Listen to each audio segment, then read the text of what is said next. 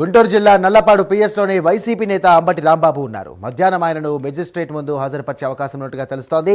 చంద్రబాబుపై అనుచిత వ్యాఖ్య కేసులో నిన్న వైసీపీ నేత అంబటి రాంబాబును పోలీసులు అరెస్ట్ చేశారు. ఇక అంబటి రాంబాబుపై పలు సెక్షన్ల కింద కేసు నమోదు చేశారు పోలీసులు.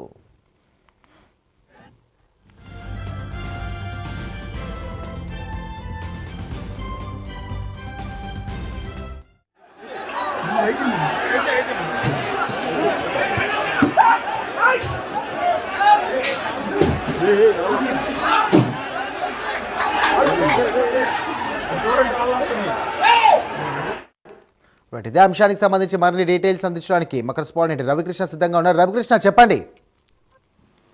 సాయిరామ్, ఏదైతే అంబటి రాంబాబుని రాత్రి అయితే అరెస్ట్ చేయడం జరిగింది. తీవ్ర ఉద్రిక్త పరిస్థితుల నడుమ ఆయన అయితే అరెస్ట్ చేశారు. అదే విధంగా కూడా టీడీపీకి సంబంధించిన శ్రేణులు అయితే మాత్రం పూర్తిగా కూడా ఆయన్ని అడ్డుకునే ప్రయత్నం అయితే చేసినప్పటికీ పోలీసులు చాలా చాకచక్యంగా కూడా వజ్రవాహనంలో ఆయన అయితే నల్లపాడు పోలీస్ స్టేషన్ కి అయితే తరలించారు. నల్లపాడు పోలీస్ స్టేషన్ ప్రెసెంట్ అయితే ఆయన ఉన్నారు. రాత్రి 12 గంటల ప్రాంతం నుంచి కూడా ఆయన నల్లపాడు పోలీస్ స్టేషన్ లోనే ఉన్నారు.